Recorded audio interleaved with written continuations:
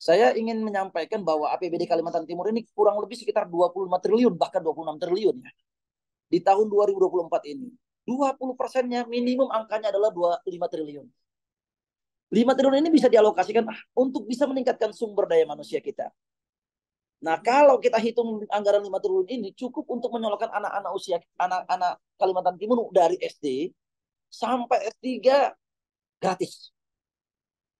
Nah, yang kedua tentunya juga bisa kesehatannya gratis.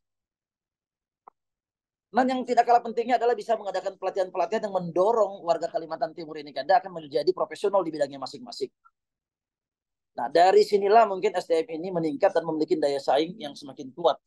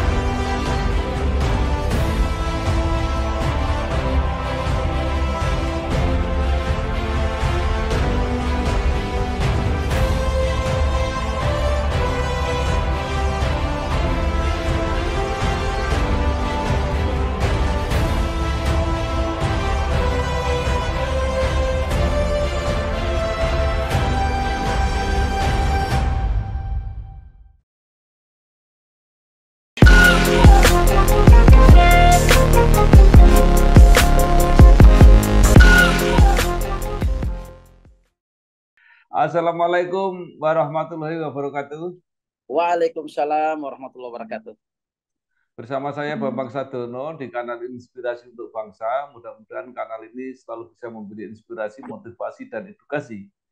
Kami sedang mempersiapkan beberapa video wawancara untuk memantau provinsi, kabupaten, kota dalam dinamikanya menyongsong pilkada serentak, termasuk pemilihan gubernur dan wakil gubernur Kalimantan Timur periode 2024-2029. Saat ini saya sudah bersama dengan salah seorang tokoh Kalimantan Timur, yaitu Bapak Dr. Haji Rudi Masud, SEME. Beliau adalah Ketua DPD Partai Golkar Kalimantan Timur dan saat ini juga menjadi anggota DPR RI. Apa kabar Pak Rudi? Alhamdulillah baik, Bang. Ya, Pak Rudi ini lahir di Balikpapan 7 Desember 1981, menyelesaikan S1, S2, dan S3 di Universitas Mula Warman, tetapi juga ada program S2 di Fakultas Hukum Universitas Trisakti.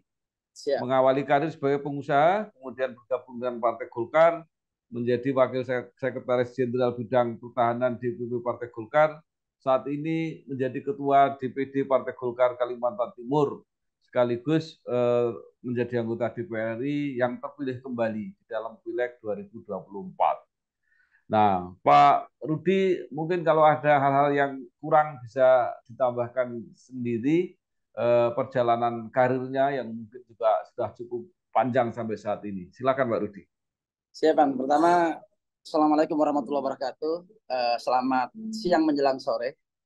Terima kasih banyak ini memberikan inspirasi untuk kebangsaan. Mudah-mudahan bisa menjadi sedikit referensi buat anak-anak muda yang ada di seluruh Indonesia dari Sabang sampai Merauke, dari Pulau Miangas sampai Pulau Rote. Mengawalin karir saya ini, Bang, sebagai pengusaha, tentu saya melihat banyak sekali persoalan yang sangat serius di tengah-tengah masyarakat kita, khususnya persoalan tentang ekonomi. Kaltim ini merupakan wilayah dengan kekayaan alam, terutama wilayah-wilayah tambang batu bara, kebun sawit, minyak dan gas, ya kan, dan tentunya yang paling utama adalah anggaran pendapatan APBD. Jadi APBD Kaltim tahun ini di atas 20 triliun, bahkan 25 triliun. Tetapi yang menjadi persoalan ini adalah tingkat kemiskinan dan pengangguran sangat tinggi, Bang. Terutama berkaitan dengan rasio gini. Jadi ketimpangan ekonomi ini sangat-sangat tinggi, Bang. Terutama untuk di masyarakat Kalimantan Timur. Ini kesenjangannya sangat luar biasa. Dan berdasarkan tesis saya pada saat tahun 2022, wilayah-wilayah penghasil sumber daya alam di Indonesia ini rata-rata tingkat penganggurannya tinggi. Yang kedua adalah tingkat kemiskinannya juga tinggi. Dan yang paling utama adalah rasio pendidikannya, Bang. Tingkat pendidikannya kita rendah. Ini yang menjadi persoalan. Sehingga faktor yang saya lihat adalah ketimpangan ini adalah berkaitan dengan sumber daya manusia. Nah, terutama di masyarakat Kalimantan Timur, Bang. Karena saya pada saat melaksanakan kegiatan Lemhanas, saya sempat protes. Kenapa kok di Kalimantan Timur tingkat pendidikannya rendah? Ternyata seluruh Indonesia memang tingkat pendidikan kita rendah. Average-nya kira-kira sekitar 9 tahun saja. Masyarakat Indonesia ini mengenyam pendidikan. Belum lagi kita berbicara tentang perkembangan teknologi, berbicara tentang pembangunan infrastruktur, masih sangat jauh ya. Ya dari sesuai dengan ekspektasi ataupun harapan kita. Harusnya Kalimantan Timur ini kalau saya melihatnya ada peluang dan potensi jauh lebih besar jika semuanya itu bisa dimanfaatkan. Nah, fakta-fakta ini Bang yang membuat saya merasa terpanggil untuk bisa mengambil peran. Jadi menurut saya Bang akan sangat menjadi efektif apabila dilakukan melalui jalur politik. Nah, ini menjadi saya mengharapkan bahwa edukasi pendidikan politik terhadap anak-anak muda di Indonesia ini, khususnya yang ada di Kalimantan Timur ini, bisa untuk kita masuk ke lembaga-lembaga yang otoritatif, Bang, yang mempunyai legitimasi, instrumen-instrumen dan resource untuk melakukan eksekusi program-program dalam penyelesaian yang saya lihat adalah penyelesaian berbagai persoalan yang terjadi di Kalimantan Timur bahkan yang ada di Indonesia ini. Nah, tentu hari ini Bang saya mau ingin menyampaikan kepada seluruh rekan-rekan semuanya di Kaltim ini ada partai yang cukup memiliki kapasitas yang tinggi di Kalimantan Timur. Itu adalah Partai Karya Kekaryaan, Bang. Atau yang kita lebih kenal dengan namanya adalah Golkar. Nah, itu karena itu saya untuk mengambil peran di masyarakat dan kebangsaan tentunya peluang ini menjadi lebih besar kalau saya bergabung dengan Partai Golkar. Selain karena faktor ideologi, prinsip-prinsip perjuangan ini mendorong saya untuk memutuskan berjuang melalui Partai Golkar. Inilah Bang alasannya kenapa saya masuk terjun dalam dunia politik melalui Partai Golkar. Dan ada hal yang ingin saya sampaikan, Bang, masuk dalam dunia politik ini bukan untuk mencari sesuatu atau mengambil sesuatu, tapi bagaimana bisa bermanfaat buat masyarakat yang banyak. Tentu saya menyadari konsekuensi daripada politik ini, Bang. Pertama satu, kaki kami ada di penjara. Nah, yang kedua, Bang, satu lagi kaki kami ada di neraka. Kapan tidak berlaku adil, maka neraka sudah menunggu, kan gitu, Bang. Kapan administrasi tidak clear, maka penjara akan menanti, kan begitu, Bang. Nah, kira-kira begitu, Bang.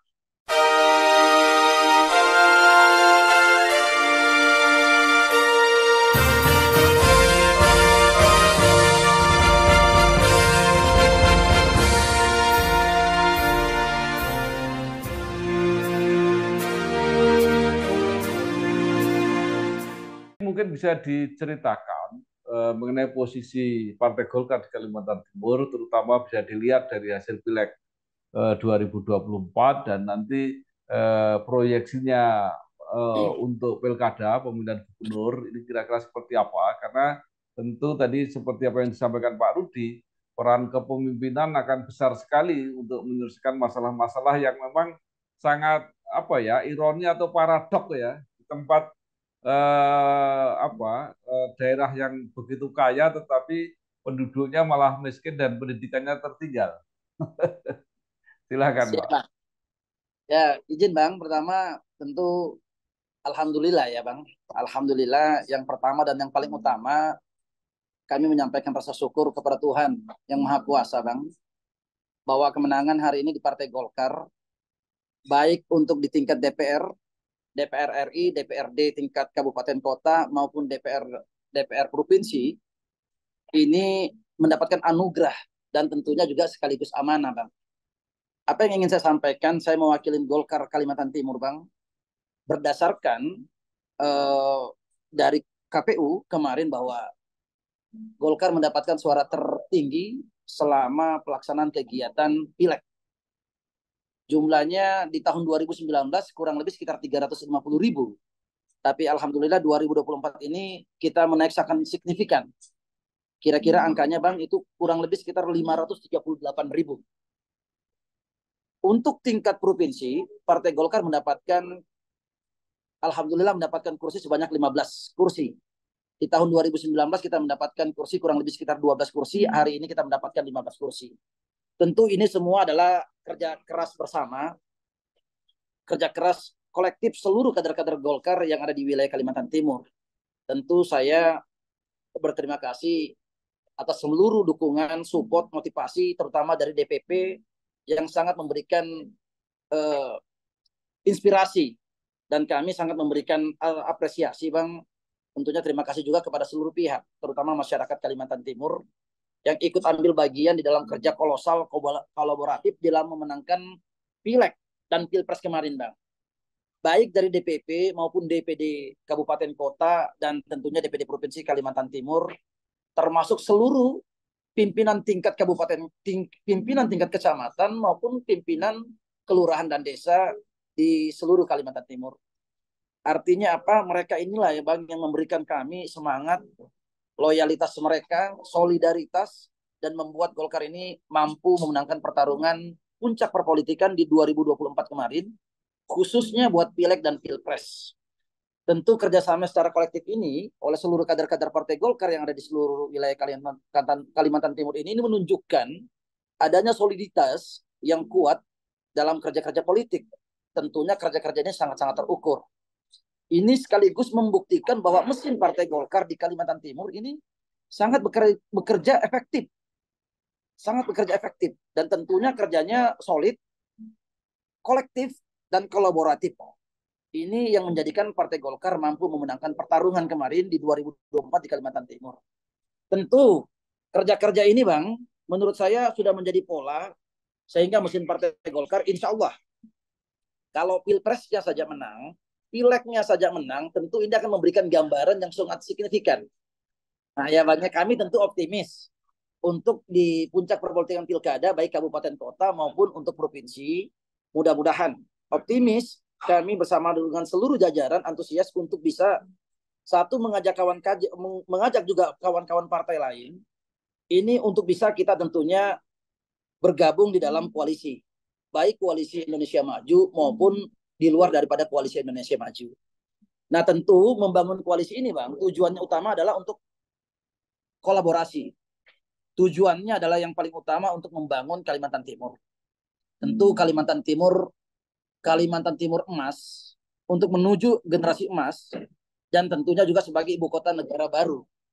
Nah, ini kira-kira begitu. Ya, baik. Nah, Pak Rudi, dengan 15 kursi di DPRD provinsi, apakah itu cukup untuk mencalonkan sendiri Partai Golkar atau harus berkoalisi? Ya, izin, Bang. Pertama, sebagai partai pemenang ya, saat ini kursi DPRD provinsi di Kalimantan Timur jumlahnya ada 55. Tentu dengan undang-undang KPU, Bang, 20% dari jumlah kursi. 11 saja sudah cukup, Bang. Apalagi 15. Tetapi begini, kami memiliki sikap politik tentu yang paling rasional ini yang diambil Golkar tentunya satu adalah mendukung kader terbaiknya. Tentunya bentuk apresiasi dan profesional terhadap kerja-kerja para kader meskipun Golkar memiliki 15 kursi di DPR sangat bisa memenuhi persyaratan untuk bisa mengusung sendiri. Namun Partai Golkar tetap akan menjadikan Kaltim ini adalah sebagai milik dan tanggung jawab bersama. Karena itu tentu Partai Golkar akan mengajak semua kawan-kawan, rekan-rekan dari partai lain untuk bisa bersama-sama berkoalisi. Yang pertama, Bang, adalah satu, Kaltim adalah milik kita bersama, Bang. Karena itu perlu kita kerjanya adalah kolektif, Bang. Dan tentunya butuh kolaborasi dengan partai-partai lain yang notabene juga representatif daripada masyarakat Kalimantan Timur. Bila perlu semua partai bisa bergabung dalam suatu koalisi bersama, koalisi besar. Nah, kita mengharapkan bahwa kita bisa bareng-bareng menggarap Kalimantan Timur ini agar bisa mengatasi banyak persoalan, terutama pembangunan Kalimantan Timur yang pastinya. Yang kedua tentunya menjadi provinsi yang bisa maju dan unggul dan bisa menyelip ataupun melampaui provinsi-provinsi yang lainnya. Karena kenapa Kaltim hari ini telah didaulat menjadi ibu kota negara. Yang kedua saya juga melihatnya begini, Kanda, bahwa berkoalisi ini tentu akan memberikan kemudahan dan kekuatan di dalam proses politik. Nah, dalam proses pembangunan pasca Pilgub nanti, ini yang perlu kita bisa bersama-sama untuk bisa membangun Kalimantan Timur secara kolaboratif agar ini persoalan-persoalan banyak yang bisa kita selesaikan di dalam menghadapi ibu kota negara baru. Kira-kira begitu kan, dah? Halo guys, sekarang cuma dengan satu jari, semua urusan listrik langsung beres, res. Ini dia, PLN Mobile. Kalau cuma gangguan aja sih, nggak usah panik. Tinggal tap menu pengaduan, cus petugas PLN-nya langsung datang. Atau mau isi token, pasang listrik baru, atau mau ubah daya, atau cek hitungan listrik. Urusan listrik serahin aja ke PLN Mobile. Iya, Partai Golkar pemenang di Kalimantan Timur, bisa mengusulkan sendiri baik gubernur maupun wakil gubernur, tapi tetap ingin berkoalisi. Nah, siapa kader internal yang disiapkan untuk dicalonkan sebagai gubernur maupun wakil gubernur? Ya, pertama izin, yang saya lihat begini, Kanda, bahwa sesuai dengan anggaran dasar anggaran rumah tangga Partai Golkar, kita ini memiliki yang namanya Rakerda dan Rapimda. Sesuai dan Rakerda dan Rapimda kemarin, bahwa 10 kabupaten kota ini telah diberikan surat mandat untuk bisa maju di dalam kontestasi pilkada nanti. Dan kebetulan untuk di Provinsi Kalimantan Timur sendiri, kami diberikan mandat untuk bisa maju di dalam kontestasi kegiatan pilkada nanti di tahun 2024. Jadi kalau ditanya siapa, tentu kader terbaiknya yang akan diusung oleh Partai Golkar, Bang. Kira-kira begitu. Ya, baik. Jadi kalau Golkar Kalimantan Timur melalui kabupaten kota mengusulkan Pak Rudi sebagai Ketua DPD Golkar Kaltim untuk mewakili menjadi calon gubernur. Nah, dalam posisinya nanti Partai Golkar ini kira-kira akan berhadapan dengan berapa pasang calon lagi di Kaltim? Oh ya, siap, Bang. Pertama, berkaitan dengan Golkar Kaltim dulu, Bang, ya, yang telah memberikan surat rekomendasi. Tentunya itu adalah keputusan seluruh pengurus DPD ini mendengar dan menyerap seluruh aspirasi baik dari bawah dari atas, ya, Bang, ya. Berkaitan dengan kegiatan kontestasi nanti, saya nggak bisa memutuskan berapa yang akan maju, berapa paslon. Apakah 2, apakah 3, tetapi yang hari ini, bahwa atas keputusan seluruh pengurus DPD Partai Golkar Kalimantan Timur, setelah mendengarkan dan menyerap seluruh aspirasi dari bawah, baik kader Golkar, masyarakat secara luas, ya memang kami diberikan amanah bisa untuk maju untuk di Pilgub nanti. Tentu saya, Kanda, sebagai kader, apalagi posisi saya ini adalah sebagai ketua DPD, kami tidak punya pilihan lain kecuali menerima amanah. Dan tentunya ini bukan soal siapa yang paling hebat atau siapa yang terbaik, tetapi ini apapun yang sudah diputuskan melalui rapat Partai Golkar khususnya, seseorang yang diberikan amanah ini harus bisa menerima. Jadi kami menjadi sami'na wa ta'na gitu. Menerima amanah ini tentu dengan ikhlas, ini merupakan sikap loyal sebagai seorang kader. Ya, saya menjawabnya pertama bismillah untuk bisa maju. Kalau ditanya kesiapannya, ya pastinya insya Allah siap. Nah, kalau berkaitan berapa pasang, itu saya tidak tahu. Tetapi begini, Kanda, semua warga Kalimantan Timur ini berpeluang untuk maju. Nah, karena ini kan adalah negara demokrasi. Siapa saja boleh maju, dipersilakan tentunya. Kader-kader terbaik Kaltim untuk menuju Pilgub nanti, baik melalui jalur independen maupun nanti melalui jalur politik, itu saya rasa sangat akan baik, ya. Karena ini Pilgub sebagai wahana kita untuk berkontestasi secara sehat gitu kan. Mengadu ide, mengadu gagasan kan gitu tentunya. Tentu yang tidak boleh kita lupakan adalah orientasi membangun Kalimantan Timur sebagai ibu kota negara. Nah, ini mutlak untuk menjadi niat bagi tujuan siapa saja yang akan menjadi yang akan nyagup. kita sangat memberikan apresiasi dan penghargaan siapa saja yang ingin maju untuk di Pilgub Kaltim nanti. Bagi kami, Kanda, Partai Golkar ini bahwa fokus kami adalah memenangkan kader kami untuk bisa mengambil amanah sebagai Gubernur Kalimantan Timur itu. Nah, itu saja fokus kami, Kanda. Partai Golkar sebagai pemenang pemilu di Kaltim pasti mengambil posisi mencalonkan gubernur.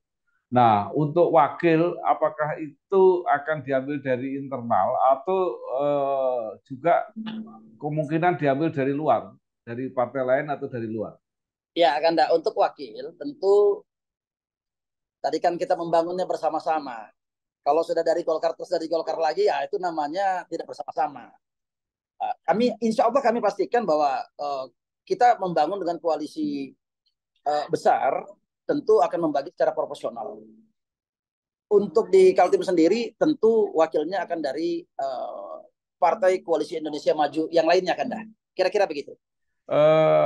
Tadi Pak Rudi belum menyebut siapa saja yang akan maju atau berapa pasangan, tapi yang sepanjang yang saya pantau, yang sudah menyatakan akan maju, kecuali incumbent Pak Ersan, juga senior Golkar, yaitu Pak Mahyudin. Apakah ada nama-nama lain lagi yang mungkin akan maju? Saya kurang kopi ya, Kanda ya. Karena kalau hari ini yang menyatakan sikap untuk siap untuk maju, di luar daripada incumbent, ini salah satunya adalah Pak Mahyudin, Kanda. Tapi saya belum tahu bagaimana partainya apa, berpasangannya dengan siapa, hari ini masih sangat cair, Kanda. Kira-kira begitu.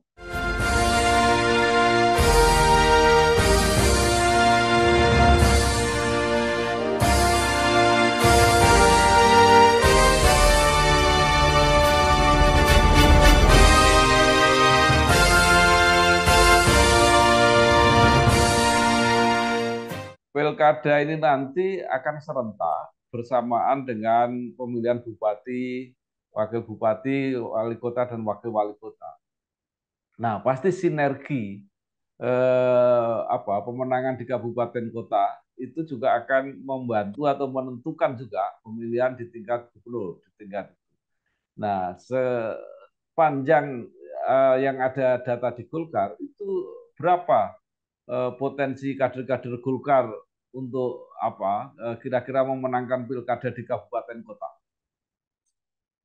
Ya, Kanda. Jadi berkaitan dengan kegiatan pilkada untuk kabupaten kota, Partai Golkar tentunya menyiapkan semua kader-kader terbaiknya ini untuk ikut berkontestasi dalam kegiatan pilkada di seluruh Kalimantan Timur.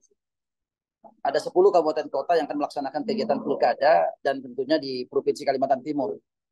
Dalam politik tentu kami sangat menuntut yang realistis. Pertama, bahwa menyiapkan kader-kader terbaik ini betul-betul memiliki kesiapan untuk ikut mencalonkan menjadi wali kota maupun bupati. Ada syarat yang tidak boleh tidak. Artinya syarat ini adalah yang pertama adalah integritas. Yang kedua tentunya adalah kemampuan dan tentunya syarat yang lainnya. Kader-kader Partai Golkar ini adalah kader-kader yang sangat-sangat realistis, Kanda. Jadi kalau saya lihat, Kanda tadi tanyakan, pertama yang saya lihat, target kami tentunya di atas 60%. Karena yang bisa mengusung sendiri Partai Golkar ini ada beberapa kabupaten dan kota. Salah satunya saya mulai dari Pasir. Kita bisa mengusung sendiri Partai Golkar. Yang kedua adalah Balikpapan. Yang ketiga adalah Kutai Kertanegara. Yang keempat adalah Kutai Barat. Yang kelima adalah Bontang. Nah, adapun yang lainnya, kami hanya kekurangannya sedikit. Kira-kira kalau di Mahulu itu cuma kurang satu kursi untuk bisa berkoalisi. Begitu juga dengan Samarinda kita kurang 1 kursi. Begitu juga dengan Kutim kita kurang 1 kursi. Berau kita kurang 2 kursi. Jadi kalau Anda tanyakan, pertama, insya Allah target kami tidak akan kurang dari 60% untuk bisa memenangkan pertarungan kontestasi pilkada di Kalimantan Timur. Kira-kira begitu, Kanda? Tadi orang sudah dipersiapkan, dan masalah tadi sebagian sudah digambarkan, ya. Potensinya luar biasa, tambang luar biasa, bagi hasilnya pasti juga sangat besar. mendapat lagi tambahan posisi yang sentral ibu kota negara. Nah, kira-kira apa program yang apa ya, yang strategis tadi untuk mengatasi persoalan itu sehingga masyarakat Kalimantan Timur itu benar-benar bisa sejahtera di tengah kekayaannya yang luar biasa. Ya, Kanda. Jadi yang saya lihat hari ini adalah soal kesejahteraan, Kanda. Ini masalah yang cukup serius di Kalimantan Timur. Tingkat kemiskinan kami di Kalimantan Timur berdasarkan data BPS kami itu kurang lebih sekitar hampir 8%, tepatnya 7,9%. Nah, jadi tingkat kemiskinan ini pertama sangat tinggi. Yang kedua, kenapa masyarakat kami banyak yang tidak sejahtera? Bahkan kesenjangan rasio, gini rasionya ini sangat lebar, karena segelintir orang yang menguasai sumber daya alam, ini tentunya ya, dan kaya raya jawabannya adalah karena sumber daya manusia. Kenapa sumber daya manusia masyarakat kita menjadi di Kalimantan yang cukup rendah? Karena satu adalah pendidikannya rendah. Ya kan, karena yang kedua, kalau pendidikan rendah tentu akan melahirkan etos kerja yang rendah juga. Nah, kalau etos kerjanya juga rendah, tentu menyebabkan produktivitasnya juga sangat rendah. Produktivitas yang rendah ini tentu menyebabkan pendapatannya juga rendah. Dan pendapatan yang rendah ini tentu mengakibatkan tentunya kemiskinan, Kanda. Nah, sumber daya manusia ini membuat daya saing juga rendah. Begitu terus putarannya, yang disebut dengan namanya adalah lingkaran setan. Jadi dalam ilmu ekonomi itu memang kita bahas itu dalam lingkaran setan atau stanek circle ini. Ini yang harus kita potong, Kanda.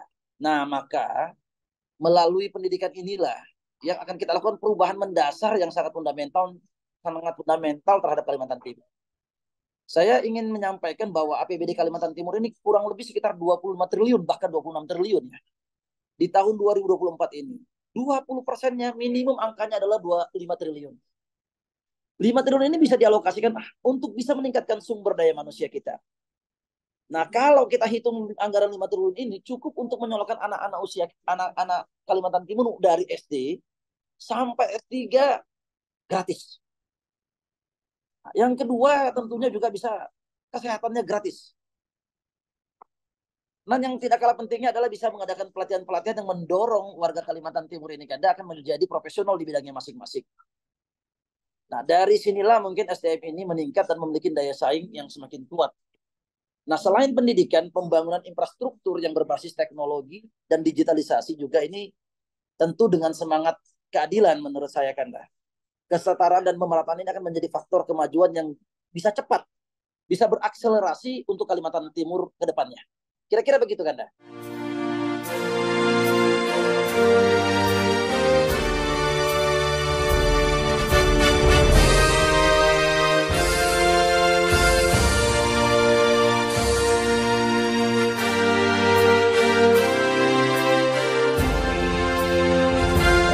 Pak Rudi, ada satu apa ya, fenomena menurut saya untuk Kalimantan Timur itu karena seperti pada umumnya Kalimantan, terutama Kalimantan Timur itu kan banyak pendatang dari berbagai kawasan ya, dari berbagai wilayah Indonesia. Apalagi nanti setelah jadi ada ibu kota, apakah ini juga sudah dipertimbangkan? Akan berdatangan orang yang sangat banyak, yang biasanya semua itu mempunyai beban hidup yang juga cukup berat, nanti akan menjadi beban Kalimantan Timur. Jadi izin, Kanda, bahwa Kalimantan Timur ini adalah wilayah, bukan lagi wilayah yang jauh dari ibu kota negara. Sehingga Kalimantan Timur ini perlu menjadi perhatian seluruh masyarakat. Sudah menjadi perhatian seluruh masyarakat yang ada di Indonesia. Dari Sabang sampai Merauke, dari Pulau Mianga sampai Pulau Rote. Bahkan masyarakat dunia. Karena kenapa Kalimantan Timur ini bukan lagi daerah pinggiran Indonesia, tapi menjadi pusat kota di Indonesia di mana mata dunia ini tertuju semuanya di Provinsi Kalimantan Timur. Sekarang ini, Kanda, kami harus menyampaikan bahwa masyarakat Kalimantan Timur bukan lagi orang kampung. Nah, tapi masyarakat Kalimantan Timur ini adalah menjadi masyarakat pusat kota Indonesia. Jadi kalau dulu masyarakat Kalimantan Timur bermimpi untuk bisa datang ke ibu kota, saat ini seluruh masyarakat Indonesia, khususnya anak-anak remaja ya Kanda, dan anak-anak muda di Indonesia ini bermimpi untuk bisa datang ke Kalimantan Timur. Satu sisi tentu ini merupakan kebanggaan buat kami, masyarakat Kalimantan Timur, patutlah kami bersyukur. Tetapi di sisi lain ini menjadi tantangan. Nah ini yang ingin saya sampaikan Kanda, bahwa ibu kota ini akan selalu menjadi pusat segala-galanya. Mulai dari ekonomi, budaya, sosial, pendidikan, hingga politik. Semua orang pastinya Kanda akan datang ke sini, berbagai etnis, latar belakang pendidikan, agama, semua akan hadir di sini. Maka akan semakin menjadi heterogen, multikultural, dan sangat beragam, serta plural di Kalimantan Timur ini. Tetapi kita membangun Kalimantan Timur ini tentunya berdasarkan inklusif. Tentunya bersama-sama untuk bisa membangun. Ada hal yang ingin saya sampaikan, bahwa pertama yang harus disiapkan buat masyarakat Kalimantan Timur tentunya adalah satu mental. Mental yang harus disiapkan. Tentunya mentalnya ini bukan lagi mental skala lokal, tetapi adalah skala nasional dan skala global. Sebagai warga ibu kota tentunya kita harus menerima proses urbanisasi yang akan sangat masif dan ataupun gelombang besar yang akan datang ke Kalimantan Timur. Dan kami warga Kalimantan Timur harus menerima mereka semuanya. Karena ini adalah NKRI, rumah besar kita bersama, Kalimantan Timur ini. Tentu kami akan hidup berdampingan dengan masyarakat di seluruh Indonesia ini yang datang ke Kalimantan Timur, bahkan masyarakat dunia. Itu karena yang pertama, sehingga mental ini yang harus disiapkan. Yang kedua adalah mental pluralis juga harus kita pupuk sejak sekarang ini, agar menerima pendatang-pendatang yang baru ini akan hidup berdampingan dengan masyarakat kami yang ada di Kalimantan Timur. Tentu kami harus bisa berlaku adil dan setara dengan mereka semuanya, Kanda. Kenapa? Agar semuanya bisa saling menghargai, bisa hidup nyaman, hidup berdampingan, karena pendatang baru ini adalah bagian daripada masyarakat Indonesia yang hidup di wilayah NKRI. Disinilah menurut kami, Kanda, mentalitas nasional ini yang harus kita pupuk. Tidak ada lagi harus kalimat pribumi, non-pribumi, masyarakat pendatang, ataupun masyarakat asli, tapi semuanya adalah inklusif. Semuanya adalah tentunya setara di dalam membangun ibu kota negara ini. Yang kedua adalah mental global. Ini tentu menuntut kita untuk menjadi bagian daripada dunia. Nah, di mana bahwa ibu kota ini adalah tempat bertemunya antar warga, antar negara. Selain internet, ibu kota juga mendekatkan jarak antara negara satu dengan negara yang lainnya, kan? Nah, di sini perlu kita menjadi wawasan global, memahami banyaknya hal-hal yang berkaitan tentang negara. Sekali lagi, Kanda, menurut saya ibu kota ini memerlukan kemampuan, khususnya anak-anak Kalimantan Timur ini, untuk bisa berbahasa internasional, terutama adalah bahasa Inggris. Yang kedua, wajib bagi para pelajar, remaja, pemuda khususnya, mahasiswa ini untuk meningkatkan kemampuan bahasa asingnya ataupun bahasa internasionalnya. Yang kedua, Kanda, saya melihat bahwa Kaltim menjadi ibu kota, maka dengan sendirinya akan semakin padat penduduknya pasti. Jumlah penduduk, bahkan ASN akan datang ratusan ribu, bukan ribuan, tapi ratusan ribu. Jumlah penduduk ini tentu semakin padat akan mendorong percepatan bagi pertumbuhan ekonomi, karena yang saya lihat. Di sisi ini tentu otomatis wajiblah kami masyarakat Kalimantan Timur untuk bisa meningkatkan daya saing ini. Karena itu perlu kesiapan skill dan etos kerja untuk bisa bersaing. Maka salah satunya yang paling kita harus tonjolkan ini adalah berkaitan dengan pendidikan, untuk bagaimana bisa menyiapkan skill-skill dan meningkatkan etos kerja warga Kalimantan Timur. Kira-kira itu gambaran saya ya, Kanda ya.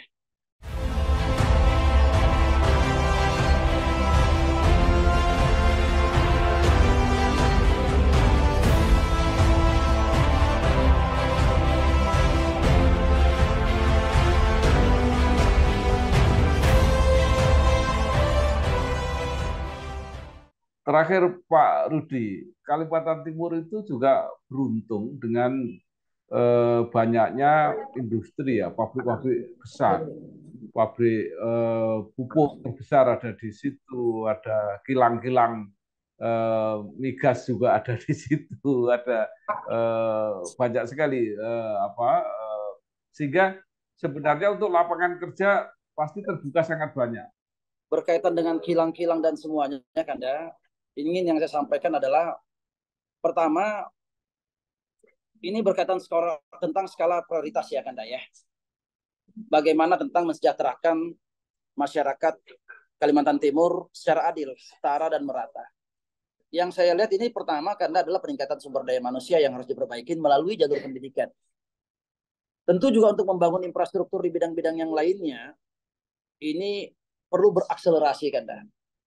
Ada hal yang ingin saya sampaikan Kanda, bahwa kami selaku masyarakat Kalimantan Timur ini sangat-sangat bersyukur sekali dengan adanya ibu kota negara dipilih di Kalimantan Timur. Kami sebagai masyarakat Kalimantan Timur ini menyambutnya sebagai peluang.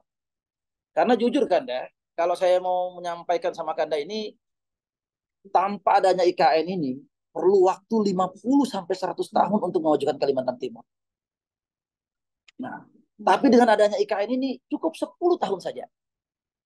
Maka yang harus kami persiapkan di sini adalah satu, bagaimana sumber daya manusia kan. Maka salah satu program unggulan yang kami akan ajukan nanti, Kanda, itu adalah sekolah gratis sampai S3. Karena yang bisa memutuskan rantai kemiskinan dan kebodohan ini, Kanda, cuma pendidikan. Gak ada lagi yang lain. Itu pesan daripada Presiden B.J. Habibie kepada seluruh warga Indonesia. Apa yang ingin saya sampaikan, Kanda? Tidak ada artinya kilang-kilang itu, refinery, industri-industri, kalau tidak memiliki sumber daya manusia yang cukup. Gak ada gunanya. Jadi sekali lagi, Kanda, bahwa SDM ini, bagaimana Kalimantan Timur ini bisa mendorong sumber daya manusianya ini untuk bisa punya semangat yang tinggi untuk bersaing. Tanpa semangat dan kesiapan bersaing, masyarakat Kalimantan Timur tentunya akan terpinggirkan. Jadi untuk bisa itu Kanda, pasti sumber daya manusia adalah salah satu solusi yang paling jitu untuk bisa membangun, mengisi kemerdekaan ini Kanda. Jadi bukan hanya soal pabrik-pabriknya saja ataupun industri-industrinya saja Kanda. Ya Kanda, tapi adalah pendidikannya dulu. Nah, kira-kira gitu ya Kanda ya. Baik, oke. Terima kasih sekali Pak Dr. Haji Rudi Masud SE.ME, Ketua DPD Partai Golkar Kalimantan Timur yang saat ini juga menjadi anggota DPR RI. Luar biasa yang sudah disampaikan, mudah-mudahan ini membantu memberi informasi kepada masyarakat Kalimantan Timur tentang apa yang harus diperjuangkan, dan mudah-mudahan melalui pilkada akan berhasil dipilih pemimpin Kalimantan Timur yang benar-benar bisa menjawab persoalan-persoalan yang ada saat ini. Saya kira itu, terima kasih, sukses. Terima kasih banyak Kanda. Ya. Amin. Salam hormat Kanda semuanya. Assalamualaikum Waalaikumsalam warahmatullahi wabarakatuh.